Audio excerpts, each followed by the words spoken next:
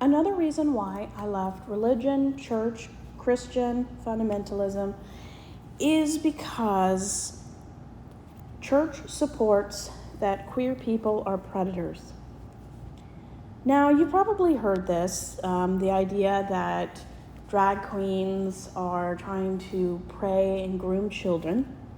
I mean, a lot of lobbyists for laws and lawmakers are about the concept that homosexual people or the queer community is somehow trying to lure our kids into a grooming pattern.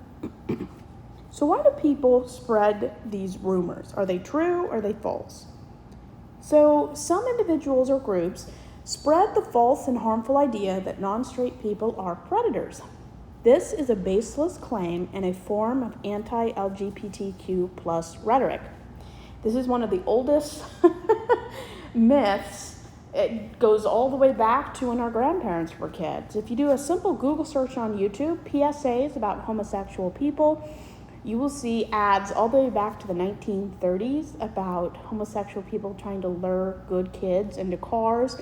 That's not how people behaved back then. The reason why people from the LGBTQ plus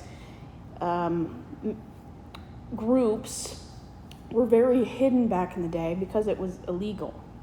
Not because they're predators, not because they're trying to lure and groom your kids, is because there was a lot of discrimination against people who didn't fit into the heteronormative 2 kids, 1 wife, 1 picket fence American dream expectation.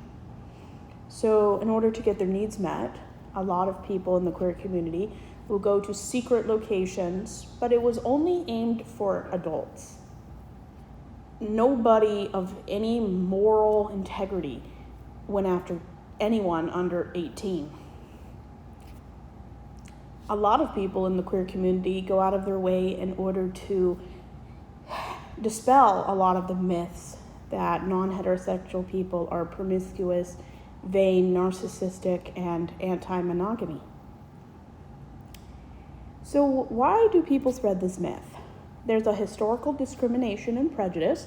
The idea of non-straight people, particularly gay men, being predators has a long and concerning history used for decades, if not centuries, to criminalize and marginalize non-heterosexual individuals. Another reason is misunderstanding about sexual orientation and gender identity. There are common misconceptions that contribute to this harmful stereotype. Some might include the false belief that sexual orientation is a choice and that children can be recruited or groomed into being non-heterosexual. The inaccurate idea that all gay individuals act a certain way or have a specific interest is complete BS. The misunderstanding that transgender identity is related to sexuality.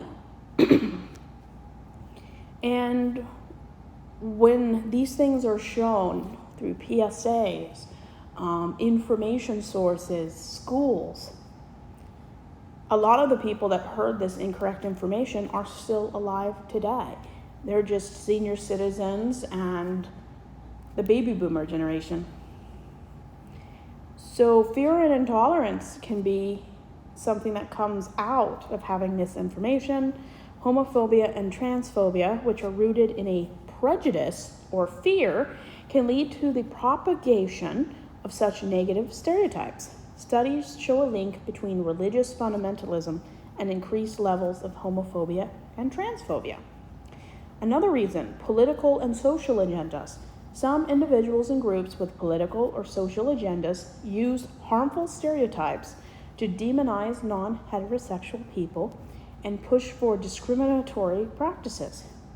According to the ADL, this can be seen in the use of terms like groomer as an anti-LGBTQ plus slur, which has surged in recent years and has been used to justify hate and violence. Last week, I was actually called a word. I'm going to spell it because I don't want to say it. It's COMO. It's a slang word for groomer. Just because I want all parents to teach their kids about different types of people, lifestyles, and orientations, people get the idea I'm trying to groom kids or make somebody gay. Of course, if they actually educated themselves, you can't groom someone to be something, and you can't make somebody be not heterosexual if they are heterosexual, any more than you can think yourself out of being the person you are. Another reason, media representation. Historically, negative portrayals of LGBTQ plus characters can be found in the media, often as villains or predators. These can perpetuate harmful stereotypes that contribute to social prejudice. A lot of the Disney villains were based off drag queens. So you can see that there's going to be a little bit of homophobia there. But there are some important facts to remember. There is no reliable evidence or statistics that non-heterosexual people are more likely to abuse children than heterosexual people. In fact, studies show that the vast majority of any form of child grooming is committed by heterosexual men, usually married with their own children.